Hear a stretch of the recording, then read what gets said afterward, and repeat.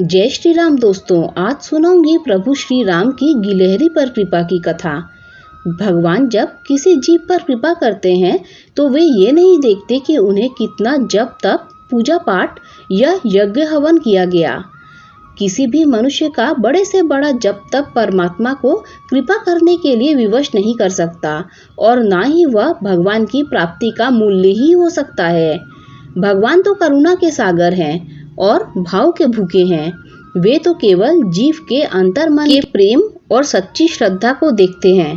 भगवान की कृपा होने पर उनकी प्राप्ति होती है। श्री राम सेतु समुद्र पर पुल बनाने के समय प्रभु श्री राम की गिलहरी पर कृपा के प्रसंग से यह बात सिद्ध हो जाती है। गिलहरी जैसे ही क्षुद्र जीव पर भगवान राम की कृपा। जब लंका विजय के लिए नल नील समुद्र पर सेतु बनाने लगे थे और वानर तथा भालुओं का अपार समूह पर्वत खंड पर और वृक्षों को ला लाकर उन्हें दे रहा था, उसी समय एक नन्ही सी गिलहरी भी मर्यादा पुरुषोत्तम प्रभु श्री राम के कार्य में सहायता के लिए वृक्ष से उतरकर वहां आ गई। वह छोटी सी गिलहरी न तो वृक्षों की शाखाएं ही उठा सकती थी और ना ही शिलाखंड, लेकिन उसने अपनी सामर्थ्य अनुसार एक कार ढूंढ लिया। वह समुद्र के जल में स्नान कर रेत पर लौटती और फिर दौड़कर सेतु पर जाती। वहां वह अपने शरीर में लगी सारी रेत झाड़ देती। वह पुनः समुद्र में स्नान कर रेत पर लौटती और सेतु पर रेत झाड़ने के लिए दौड़ पड़ती। उसका यह कार्य अविराम चल रहा था। उस छोटे से जीव की ओर किसी का भी ध्यान नहीं गया, किंतु गिलहरी का यह कार्य बड़ी एकाग्रता और कौतूहल से प्रभु श्री राम देख रहे थे। कोई भी जीव यदि प्रेम से भगवान के लिए कुछ करे तो भगवान उसको अवश्य स्वीकार करते हैं। प्रभु श्री राम ने संकेत से हनुमान जी को पास बुला लिया, उस गिलहरी को उठाकर लाने का आदेश दिया।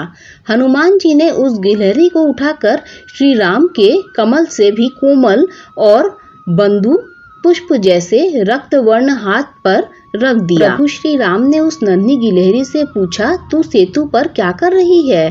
तुझे डर नहीं लगता कि तू किसी वानर या भालू के पैरों तले कुचल सकती है या कोई वृक्ष या शिला तुझे कुचल सकता है?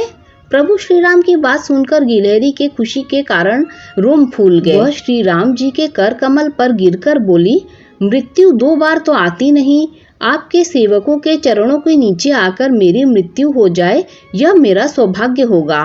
सेतु में बहुत बड़े बड़े शिलाखंड और वृक्ष लगाए जा रहे हैं। बहुत परिश्रम के बाद भी नल नील सेतु को पूरा समतल नहीं कर पा रहे हैं। नीची ऊंची विषम भूमि पर चलने में आपके कोमल चरणों को बहुत कष्ट होगा। यह सोचकर सेतु के छोटे छोटे गड्ढों को मैं रेत से भरने का प्रयास कर रही हूँ। गिलहरी के निष्काम सेवा भाव से प्रभु श्री राम प्रसन्न हो गए। उन्होंने गिलहरी को बाएं हाथ पर बैठा रखा था। एक छोटे से प्राणी को उन्होंने वह आसन दे रखा था जिसकी कल्पना त्रिभुवन में कोई भी नहीं कर सकता। श्री राम जी ने अपने दाहिने हाथ की 3 उंगलियों से गिलहरी की पीठ थपथपा दी।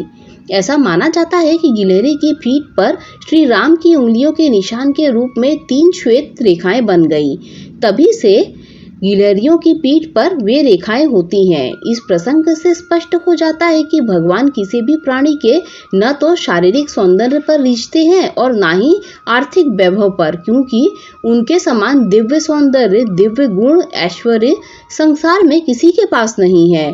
वे तो केवल जीव के हृदय के प्रेम को देखते हैं और उसी प्रेम डोर से बंधकर खींचे चले आते हैं। गीता में भगवान श्री कृष्ण कहते हैं, मैं सभी प्राणियों में समान रूप से व्यापक हूँ। ना कोई मेरा अप्रिय है ना कोई प्रिय है, परंतु जो भक्त मुझको प्रेम से भजते हैं वे मुझ में हैं और मैं भी उनमें प्रत्यक्ष प्रकट हूँ। जय श्री राम। दोस्तों, अगर ये कथा अच्छी लगी हो तो लाइक शेयर सब्सक्राइब कीजिए। Thanks for watching this video.